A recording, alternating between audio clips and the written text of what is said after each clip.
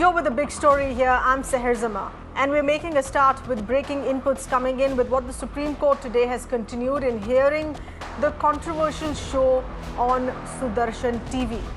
The Supreme Court has pointed out to the government here that there are sections of Cable TV Regulation Act that have been overlooked.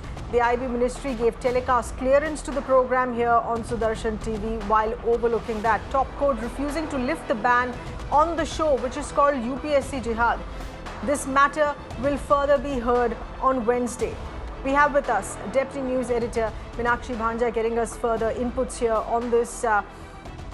Meenakshi, this is yet another observation while these arguments, very terse arguments that have continued against Sudarshan TV here, even for the INB Ministry overlooking certain regulations.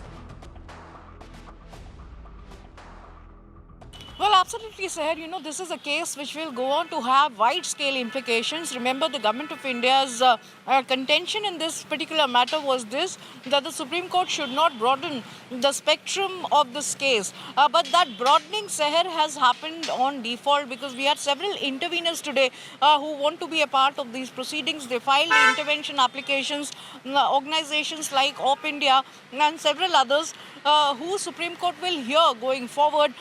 But essentially, like you rightly mentioned, there were a lot of aspects pertaining to constitutional morality that were highlighted by the counsel for the petitioners in this case. And the issue here is press freedom versus the right to equality. Whether or not the Supreme Court of India is within its rights to adjudicate on a matter where it feels that the constitutional rights guaranteed to the citizens are violated.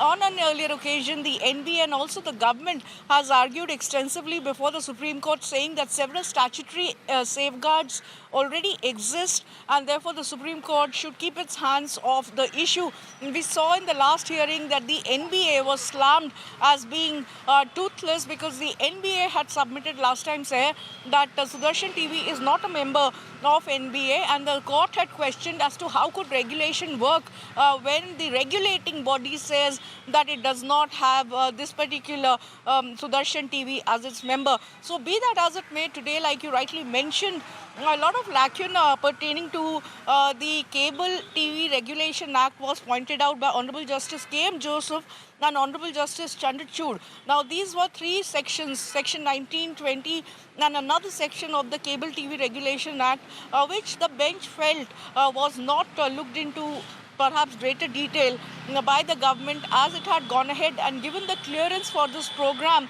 to be put on air on the 9th of September. As a matter of fact, Honorable Justice K.M. Joseph posing this particular question to the solicitor, that did the government really see the contents of the program that had gone on air. So on these critical aspects, the matter has been kept pending by the bench. It will be taken up forthcoming Wednesday, which is day after, when the Supreme Court will be giving a detailed hearing to the solicitor who will be representing the Government of India, the IB Ministry's concerns and interests in this case going forward.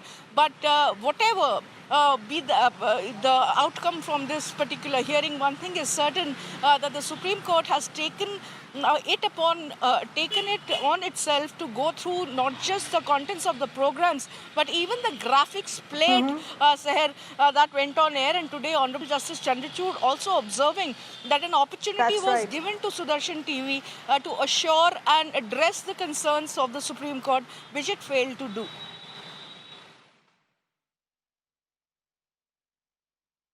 Yes, various aspects of the show have much in detail already been scrutinized in the Supreme Court, something that we haven't seen before here. Meenakshi, please stay on with us. There is another development here coming on what has happened in the Supreme Court, and this is regarding